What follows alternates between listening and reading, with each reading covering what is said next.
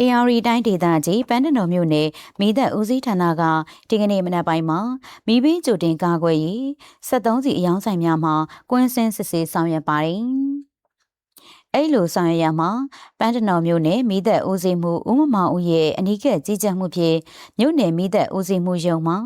မြို့နယ်မိသက်စခန်းမှုဦးစီစီအောင်ဦးဆောင်ပြီးတန်နေတပ်ဖွဲ့ဝင်များမြို့နယ်ရဲတပ်ဖွဲ့ဝင်များမြို့နယ်ထွေထွေအုပ်ချုပ်ရေးဦးစီးဌာနမှတာဝန်ရှိသူများဦးဆောင်ပြီးမြို့နယ်လျှက်စင်းနဲ့မြို့နယ်စီပင်သားရေးအဖွဲ့မှတာဝန်ရှိသူများပူးပေါင်းနေအဖွဲ့က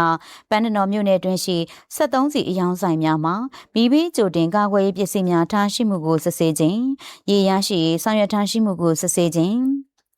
မိသက်ရေးစုပ်ဆက်များအသင့်အသုံးပြုနိုင်မှုရှိမရှိကိုစစ်ဆေးခြင်း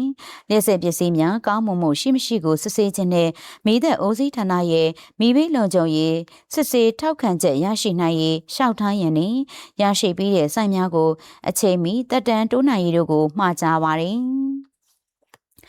ပန်းတနော်မြို့နယ်မိသက်ဦးစီးဌာနအနေဖြင့်မြို့နယ်တွင်ရှိစားတောက်ဆိုင်များဓာတ်မြေဩဇာအယောင်ဆိုင်များဈေးများဟိုတယ်မိုတယ်တဲခိုခန်းများသာသနိကအဆောင်အများတအိမ်တက်စဉ်မိဘလုံခြုံရေးစစ်ဆေးခြင်းနဲ့မိသတိပေးစော်ဩခြင်းများကိုအရှိန်အဟုန်မပြတ်ဆောင်ရွက်လျက်ရှိတယ်လို့သတင်းရရှိပါရရှင်